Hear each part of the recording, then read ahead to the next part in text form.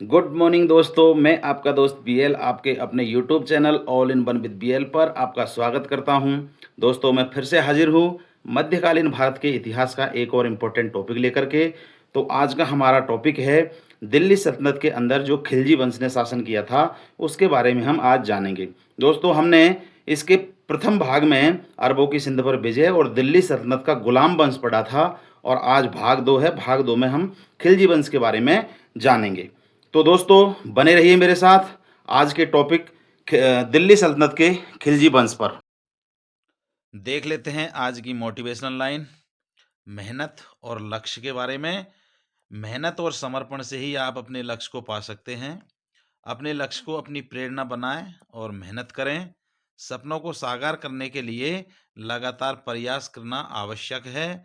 सपने वो नहीं जो हम बंद आंखों से देखते हैं, सपने तो वो है जो हम खुली आंखों से देखते हैं, और उसे परिश्रम और प्रयास की बदौलत ही साकार किया जा सकता है। जी हाँ, बिल्कुल। आप जैसा परिश्रम और जैसा प्रयास करोगे, ऐसे ही आपके सपने साकार होंगे। शुरू करते हैं आज का टॉपिक। तो आज का टॉपिक है हमारा दिल्ली सल्तनत का भाग 2।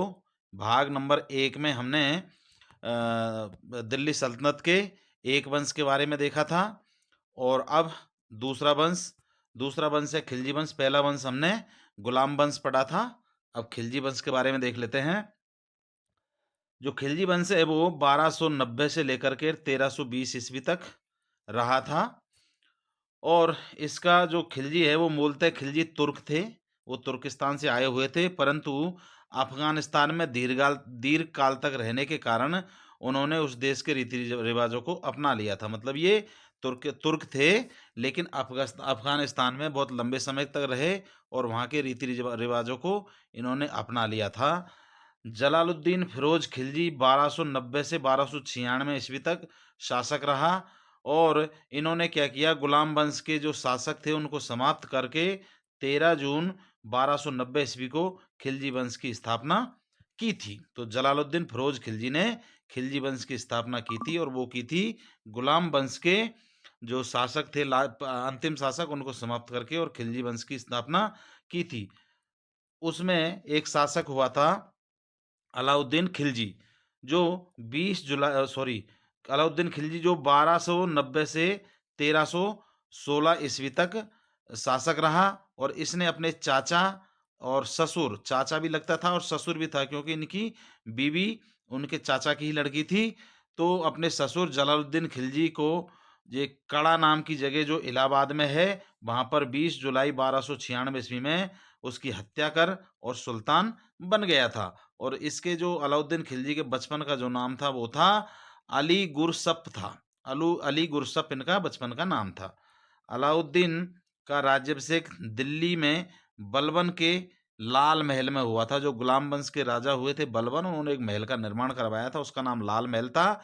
तो इस लाल महल के अंदर अलाउद्दीन खिलजी का राज्याभिषेक हुआ। अलाउद्दीन खिलजी ने सिकंदर ए सानी की उपाधि धारण की थी। अलाउद्दीन ने विश्व विजय एवं नए धर्म की स्थापना का विचार दिल्ली के कोतवाल अलाउल मुल्क के समझाने से त्याग दिया था। मतलब अलाउद्दीन खिलजी के मन में विचार आया था कि पूरे विश्व पर विजय की जाए और एक नया धर्म स्थापित किया जाए। तो ये असंभव कार्य को करने से जो रोका था इनको, वो था कोतवाल था अलाउल मुल्क। इसने इसको समझाया था कि ये संभव नहीं है, तो इन्होंने इस विचार को मन से त्याग दिया था कि विश्व विजय का विचार मन से त्याग दो और नए धर्म की स्थापना भी करने की जरूरत नहीं है। अलाउद्दीन ने खलीफा की सत्ता को मान्यता प्रदान करते हुए यामीन उल खिलाफत नासिरी आमिर उल मोमिन, मतलब खलीफा का नायब, जो इतनी लंबा लिखा हुआ है यामीन उल खिलाफत नासिरी आमिर उल मोमिन, का मतलब होता है खलीफा का नायब की उपाधि धारण की थी अलाउद्दीन खिलजी ने। बाजार विनिमय प्रणाली अलाउद्दीन खिलजी द्वारा आरंभ की गई थी। देखो, ये टॉपिक बहुत इंपॉर्टेंट है। बाजार नियंत्रण प्रणाली किसके शासनकाल में शुरू हुई थी? तो वो हुई थी अलाउद्दीन खिलजी के काल में। तो बाजार विनिमय प्रणाली अलाउद्दीन खिलजी ने आरंभ की थी और इसके बारे में हम और भी पॉइंट पढ़ेंगे, लेकिन ये याद रखना कि बाजार नियंत्रण प्रणाली जो थी वो अलाउद्दीन खिलजी ने चालू की थी। बाजार नियंत्रण की पूरी व्यवस्था का संचालन दीवान ए रियासत नामक अधिकारी करता था। तो कौन करता था? दीवान ए रियासत नाम का अधिकारी। और इसमें खम्स, खम्स का मतलब होता है लूट का धन। किसी राज्य पर आक्रमण किया और वहां से जो धन लूट लिया उसे खम्स कहते हैं। सुल्तान, उसमें सुल्तान का हिस्सा पहले क्या है 1/5 भाग हुआ करता था, लेकिन इन्होंने 4/5 भाग कर लिया। मतलब अगर 100 सिक्के अगर कहीं से लूटे हैं तो पहले जो सुल्तान था वो 20 सिक्के लेता था और 80 सिक्के अन्य अधिकारियों के हिस्से में दे देता था। लेकिन अलाउद्दीन खिलजी ने ऐसा जो धन जो किसी अन्य राजा से लूटा गया है उसको 4/5 भाग कर दिया था। मतलब 100 सिक्के अगर लूटे हैं तो 80 सिक्के सुल्तान के होंगे और 20 सिक्के अन्य अधिकारियों के होंगे।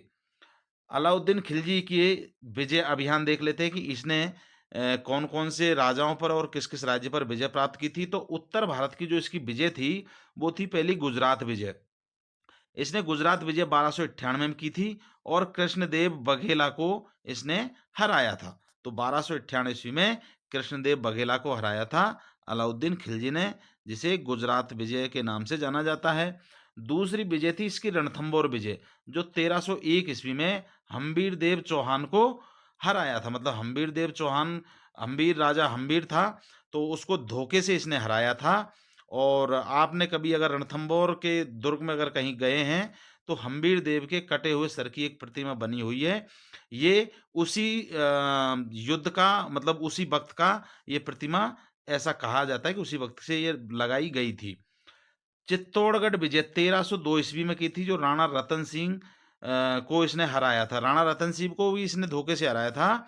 इसमें इतिहास में इस तरह का मिलता है कि राणा रतन सिंह की जो पत्नी थी, रानी थी, उनका नाम पद्मनी था और अलाउद्दीन खिलजी उनको देखना चाहता था। और इस वजह से दर्पण में दिखाने की कोई बात हुई थी।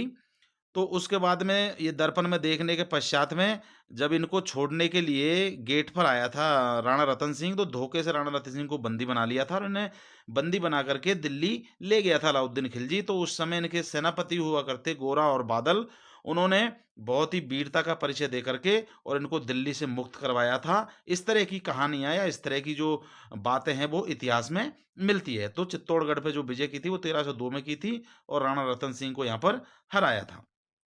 मालवा विजय 1305 में की थी, जिसमें परमार शासक महालक देव को अलाउद्दीन खिलजी ने हराया था। धार विजय की थी, ये भी 1305 में ही की थी और ये धार जो है वो मालवा का ही एक हिस्सा था, इस पर भी विजय की थी और ये भी 1305 ईस्वी में ही की गई थी।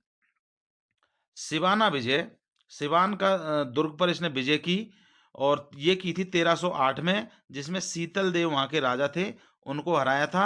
और सिवाना का जो दुर्ग था उसका नाम बदल करके इसने क्या कर दिया था, अलाउद्दीन खिलजी ने खैराबाद कर दिया था इसका नाम।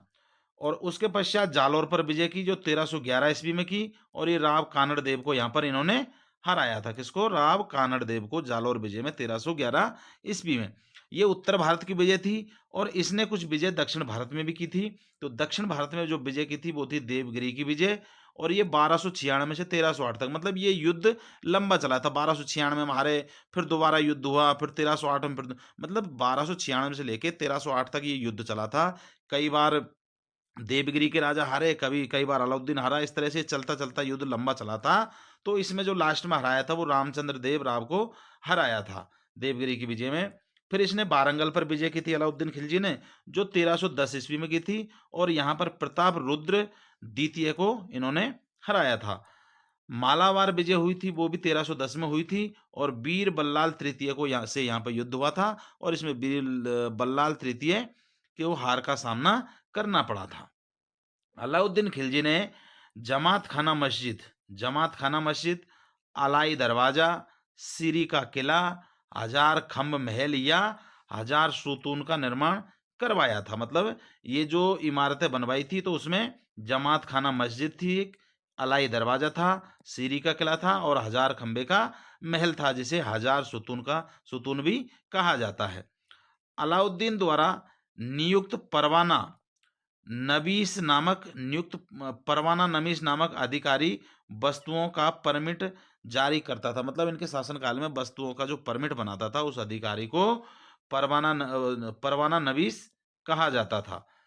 सराय अदल सराय अदल एक समिति वो थी व्यवस्था। यहाँ पर वस्त्र, शक्कर, जड़ी बूटी, मेवा, दीपक का तेल, अन्य जो वस्तुएं थी वो यहाँ पर बिकने आती थी। मतलब एक व्यवस्था, एक बाजार के रूप में थी। तो यहाँ पर ये चीजें सब बिकने के लिए आती थी सराय अदल में।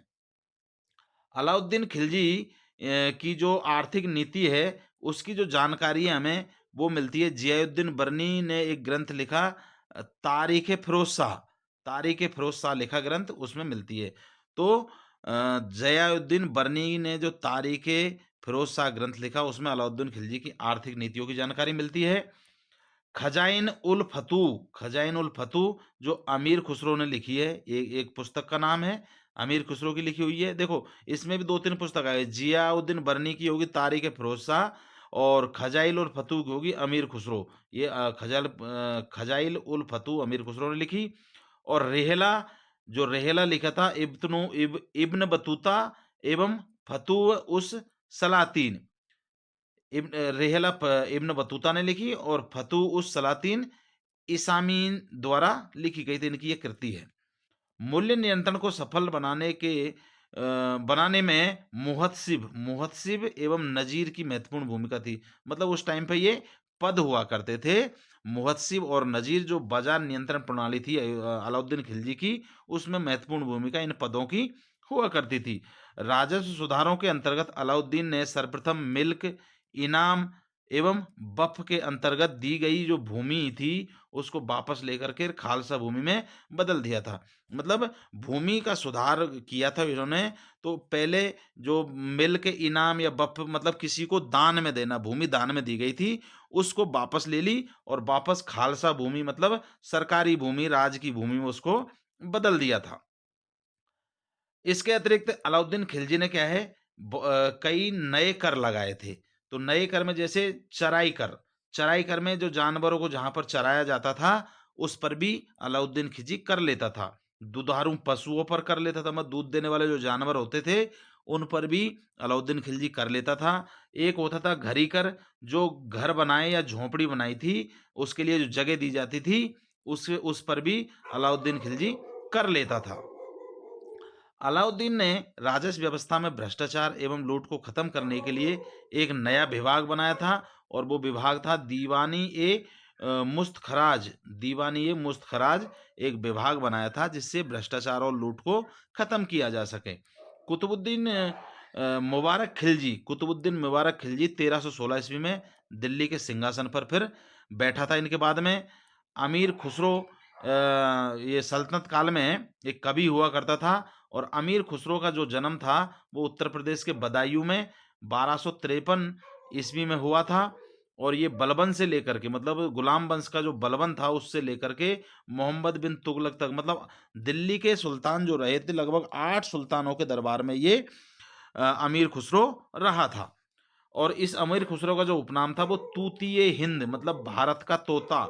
इसका उपनाम क्या है? भारत का तोता, जिसे तूतीय हिंद भी कहा जाता है। अमीर खुसरो निजामुद्दीन औलिया के शिष्य थे। जो निजामुद्दीन औलिया थे उनके शिष्य थे अमीर खुसरो। इन्होंने सितार, तबला के आविष्कार के साथ साथ कव्वाली गायन का भी प्रारंभ किया था। तो सितार और तबला का आविष्कार इसने किया और कव्वाली गायन भी इसने प्रारंभ किया था। किसने किया था? अमीर खुसरो ने, जो दिल्ली सल्तनत के 8 शासकों के दरबार में रहे थे। उसके पश्चात सल्तनत काल में 5 प्रकार के कर लगाए थे अलाउद्दीन खिलजी ने।